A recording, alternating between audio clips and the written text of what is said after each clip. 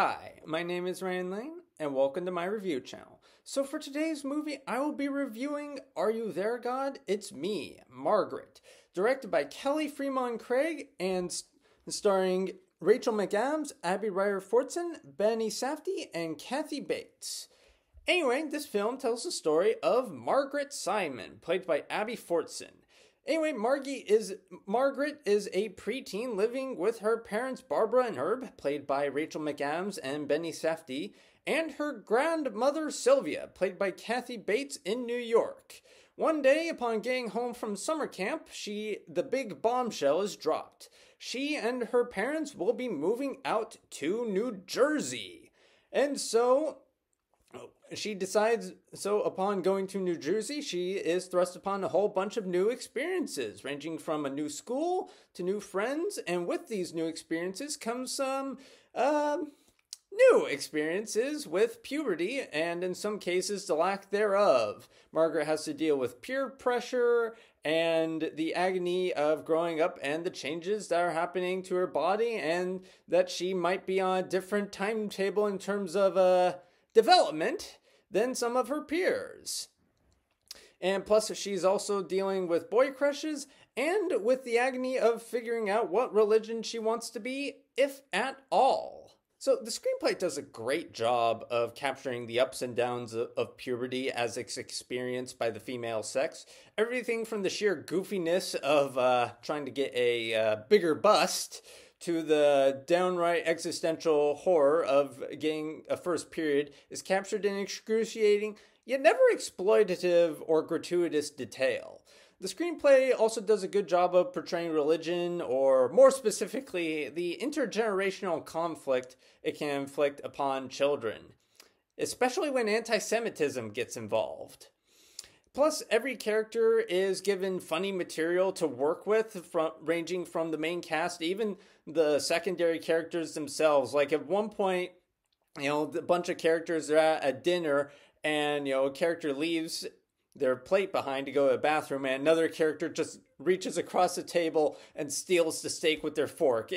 On paper, it doesn't sound very funny, but it's funny. It got a kick out of me. Plus, Abby Fortson is given probably the best line in the entire movie when she remarks upon how being 12 makes her an adult. I'm not doing justice to the line. It's really hilarious to listen to. The emotional arcs are also very well handled as well, especially with regards to the mother, she's played by Rachel McAdams. She does a good job of portraying the conflict she feels, especially with regards to her estranged parents. However, there are some character arcs maybe not arcs, subplots rather, that I feel could have used a little more time in the oven to develop. Like there's a crush that Margaret has on her friend Nancy's brother called Moose, and I don't know, it doesn't really go much of anywhere. Of course, I suppose, many teenhood crushes don't go much of anywhere to begin with, so yeah, I guess that tracks. However, there's also another subplot involving her 6th grade teacher, and not that the 6th grade teacher, is a bad character or poorly acted. In fact, he has plenty of funny lines and is very charming. It's just that at one point in the movie, Margaret says to the 6th grade teacher, "You're a good teacher." But I don't know. I feel like I could have used a few more scenes with the teacher for that line to really feel fully earned. But as it stands, it was decent enough. The film also incisively, if albeit unintentionally, delivers great commentary on menstruation, and more appropriately, how it's important to inform children about it so that they're not in the dark about it, unlike what a certain politician would rather teenage girls in a certain state. Go fuck yourself. Anyway. The performers do a great job with their material and manage to bring a lot of humanity to even the most unlikable of roles on paper. Both the child and adult actors do a great job with their material, especially Rachel McAdams. I feel like she's the standout of the cast, as she's kind of given a good emotional arc of having to deal with the conflict that comes with wanting to do right by her child versus wanting to have a functioning relationship with her estranged parents. I felt that was really well done. Plus, the secondary characters also do a great job as well, especially the child actors. They're given an especially tough task of managing to, well, effectively be children and yet also not be monstrous because, let's be real, children can be the worst.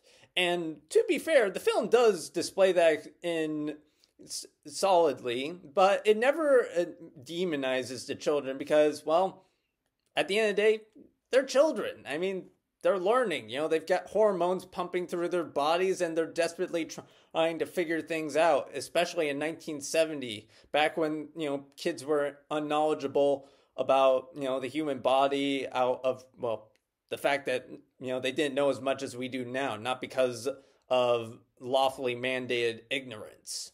So I will say though, one weird thing about the film is that it starts off with a reading of a few passages of the book by the author, just before the film properly starts. And well, not a horrible way to start. It kind of went on way too long. I feel like they could have subtracted a few passages from the reading, and I feel like that would have done. The film could have done a lot better, but again, it's not a huge problem, but it's a weird way to start a movie.